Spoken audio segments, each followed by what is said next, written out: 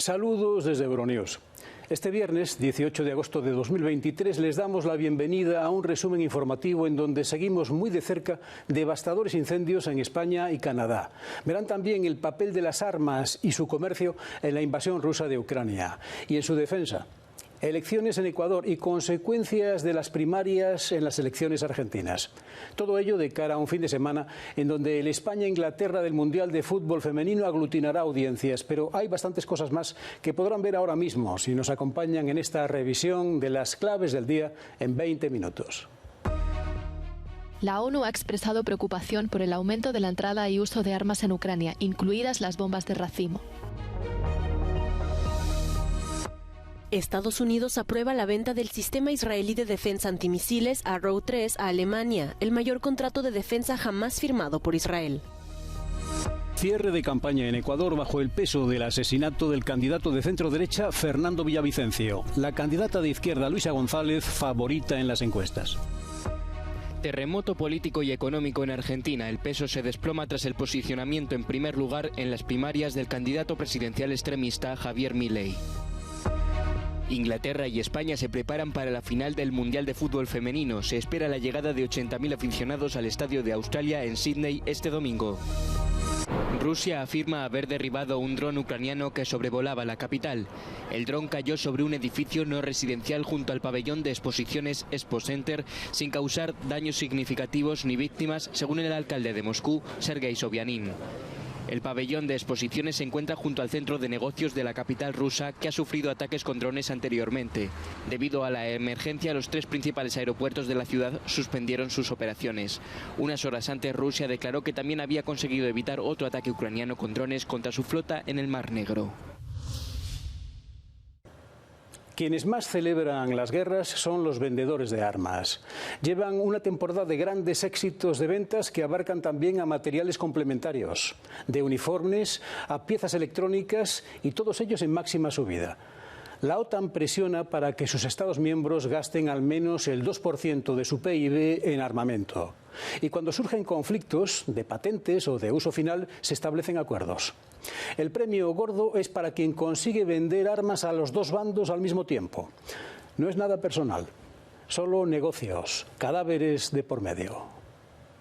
El Ministerio de Defensa de Israel ha asegurado el mayor acuerdo de defensa de su historia este jueves, vendiendo un sofisticado sistema de defensa antimisiles a Alemania por más de 3.200 millones de euros después de que Estados Unidos aprobara el acuerdo.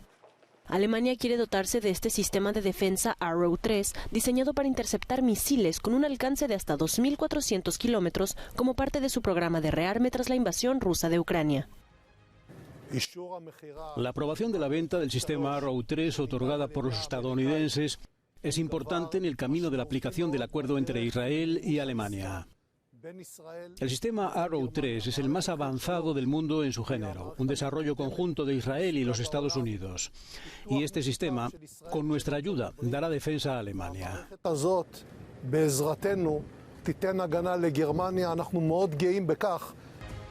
Este acuerdo con Alemania podría llamar la atención de Rusia, país con el que Israel ha mantenido relaciones de trabajo durante toda la guerra de Ucrania. De hecho, Israel ha rechazado repetidamente las peticiones de venta de armas a Ucrania por temor a enemistarse con Rusia.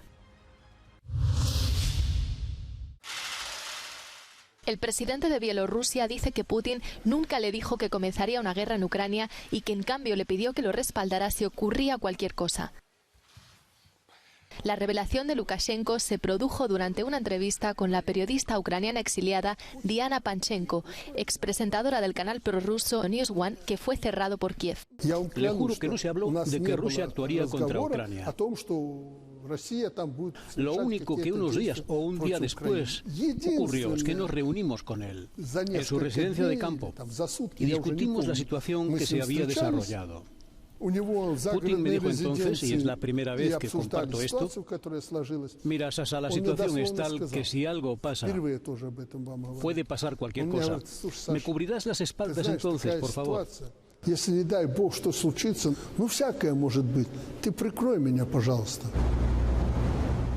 El territorio bielorruso ha sido utilizado por el ejército ruso como plataforma militar estratégica contra Ucrania. Durante la entrevista, Lukashenko admitió por primera vez que unidades rusas habían entrado en territorio ucraniano desde Bielorrusia, concretamente a la región de Chernóbil en febrero de 2022.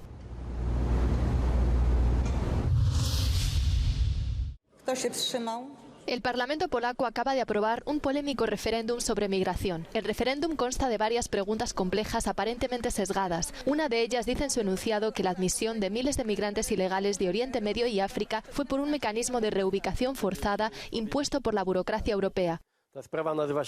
El ex primer ministro de Polonia y líder del partido Plataforma Cívica, Donald Tusk, dijo que el referéndum es inválido en el sentido más amplio de la palabra. Otros partidos de la oposición declararon que no participarán en él. Me sorprende mucho que Plataforma Cívica, que lleva cívica en su nombre, llame al boicot. El propio Donald Tusk dijo que anula este referéndum antes de que haya sido aprobado por la Cámara Baja del Parlamento polaco. Eso significa que tiene mucho miedo a las respuestas a estas preguntas. La idea fue sugerida por el partido gobernante Ley y Justicia, que expresó su preocupación por una nueva ola de inmigrantes en el Mediterráneo y por el aumento de la presión migratoria en la frontera con Bielorrusia. La oposición culpa al oficialismo de satanizar el tema de la migración y crear una cortina de humo sobre otras cuestiones importantes. En cualquier caso, la adopción de una resolución por parte del Parlamento significa que se llevará a cabo el referéndum y está previsto para el 15 de octubre, el mismo día de las elecciones generales. Cierre de campaña en Ecuador marcada por la violencia. Hubo un permanente y sentido homenaje a Fernando Villavicencio, el candidato de centro-derecha asesinado la semana pasada. Las promesas de seguridad saturaron el último día de la campaña electoral para las elecciones presidenciales y legislativas extraordinarias de Ecuador. El periodista Cristian Zurita asumió la candidatura de su colega asesinado, Fernando Villavicencio. La seguridad se debe a que yo tengo el mismo perfil de peligro que Fernando Villavicencio, porque las amenazas siempre fueron, vamos por todos, ¿no? Y él fue asesinado no por lo que dijo, sino por lo que pensaba hacer. Y este plan se basa sobre todo en lo que pensamos hacer. La favorita en las encuestas es la candidata Luisa González, del movimiento Revolución Ciudadana, que lidera el expresidente Rafael Correa. Cerró su campaña en Guayaquil, el principal puerto de Ecuador y una de las ciudades más convulsionadas por esta crisis ante el pulso de bandas rivales por el control del narcotráfico. La ola de crímenes es atribuida por las autoridades al crimen organizado y al narcotráfico, que han ganado espacio en la zona costera del país, donde han hecho de los puertos grandes lanzaderas de cocaína hacia Europa y Estados Unidos.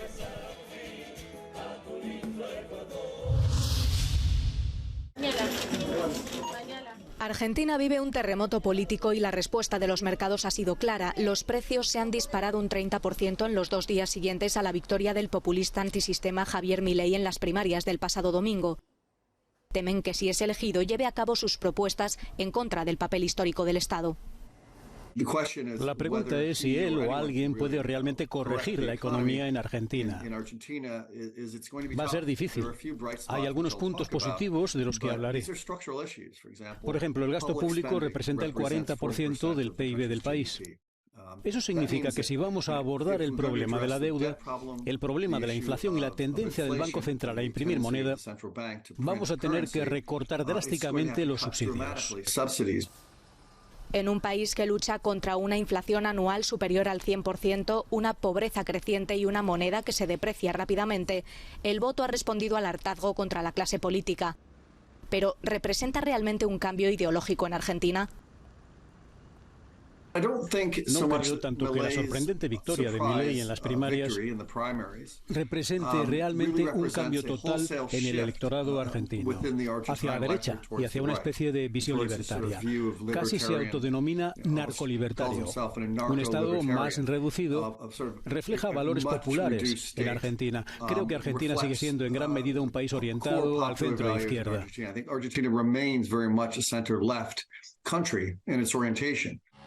La corrupción y la falta de renovación de la clase política ha tenido consecuencias en toda la región. Las hemos visto en Estados Unidos, Brasil y buena parte de América Latina. Ante su sensación de inseguridad, la población busca alternativas extremas. ¡Somos la verdadera oposición! Hay una sensación de que no ha habido renovación política, de que los políticos no rinden cuentas, pero también la sensación de profunda inseguridad económica que impulsa esto. En una encuesta realizada en América Latina por la Universidad de Vanderbilt, más del 80% de los encuestados creían que la mitad o más de sus políticos eran corruptos. Cuando la gente no confía en sus políticos, cuando no confían en sus instituciones, buscan respuestas extremas fuera del sistema. Un fallecido y daños leves en establecimientos.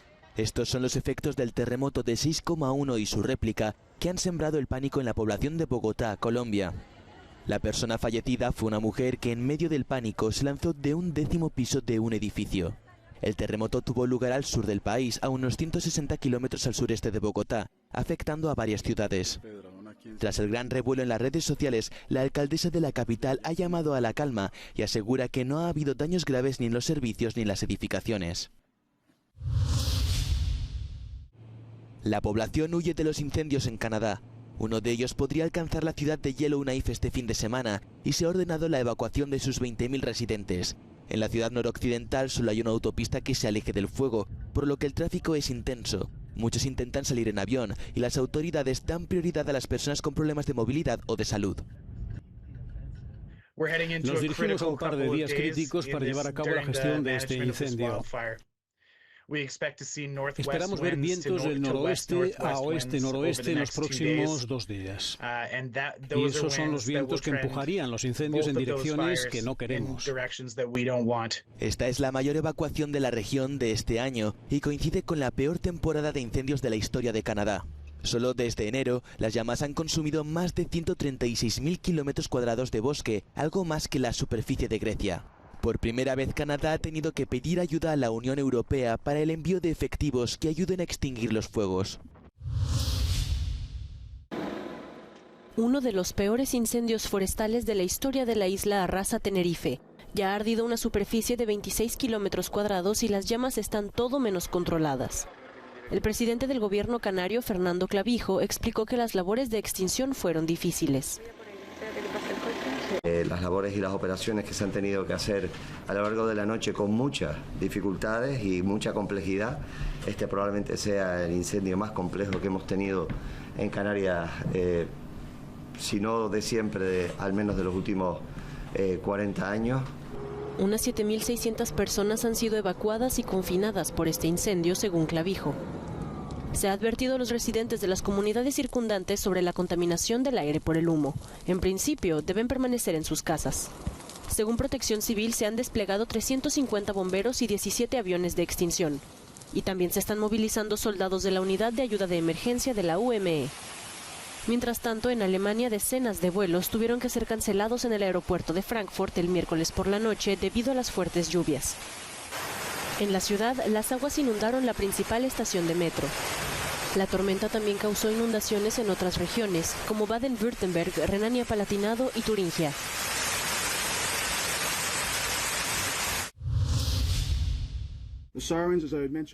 El jefe de la Agencia de Gestión de Emergencias de Maui, Herman Andaya, ha dimitido este jueves citando razones de salud, una semana después de que los peores incendios forestales de la historia de Estados Unidos arrasaran la isla hawaiana.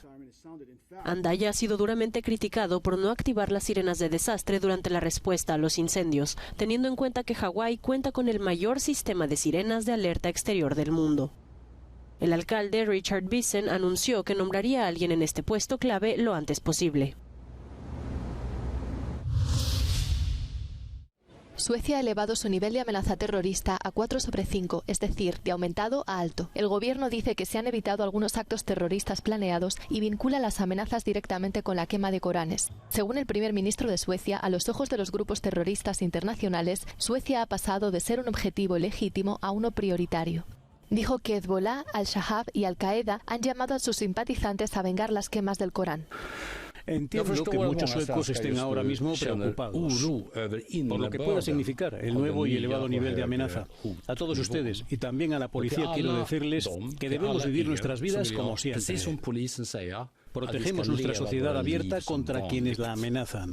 Defendemos nuestros valores democráticos, pero nos protegemos. Vi står upp för våra demokratiska värderingar, men vi skyddar oss. Vi står upp för vårt liv, vårt sätt att leva, men vi skyddar oss. Las autoridades han llamado a los suecos a la vigilancia, pero no al miedo, instando a que la vida normal continúe y asegurando que el aumento del nivel está más dirigido a los servicios especiales que a los propios ciudadanos.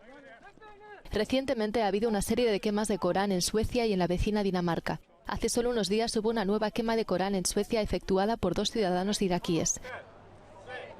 El gobierno sueco ha condenado repetidamente estos actos que considera islamofóbicos. Condenados a 6 meses de prisión por presentar una película en Cannes. El régimen iraní ha condenado a 6 meses de cárcel y prohibido rodar al director y al productor de la película Los hermanos de Leila, un film que habla sobre una familia que lucha por llegar a fin de mes en un Irán sacudido por las sanciones internacionales y las protestas sociales, y obtuvo un galardón en el Festival Internacional de Cine de Cannes en 2022. El Tribunal Revolucionario de Teherán ha condenado a los 2 hombres por crear propaganda contra el sistema, pero ha concretado la pena en 9 días de prisión.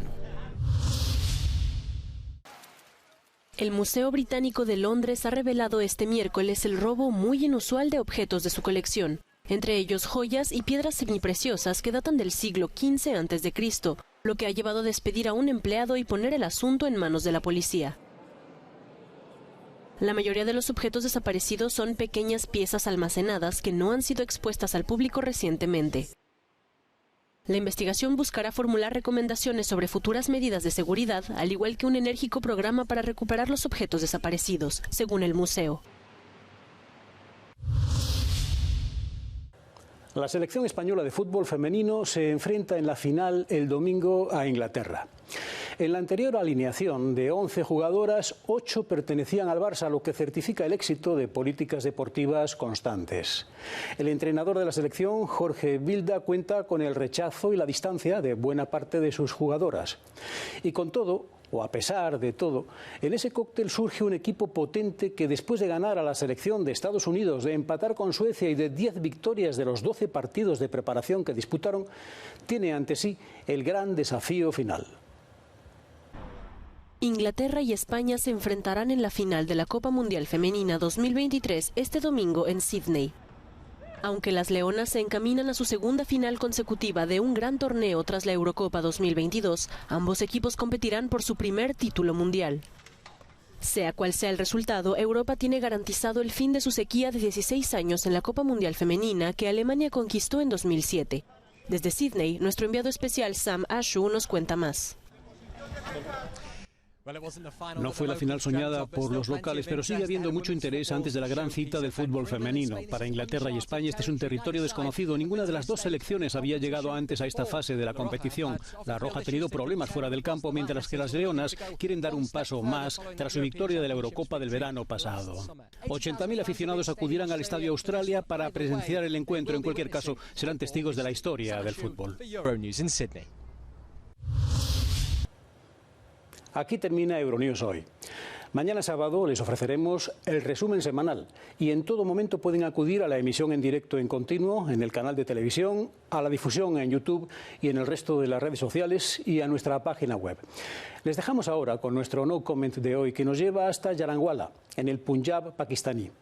Un ejemplo palpable de lo mal que digieren algunos fieles el sentido de sus religiones y de la capacidad destructiva de la convivencia del fanatismo, ahora islamista, que ha tomado con las iglesias cristianas en Pakistán su ira.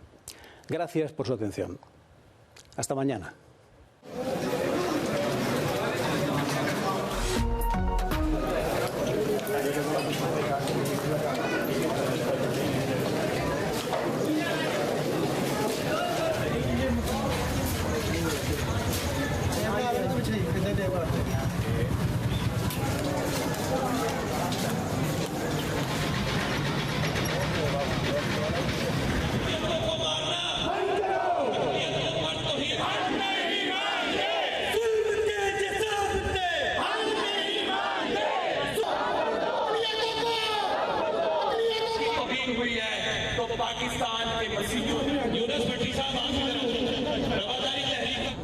अपने तौर पर फैसला नहीं कर सकते कि किसी को फांसी देनी है या नहीं।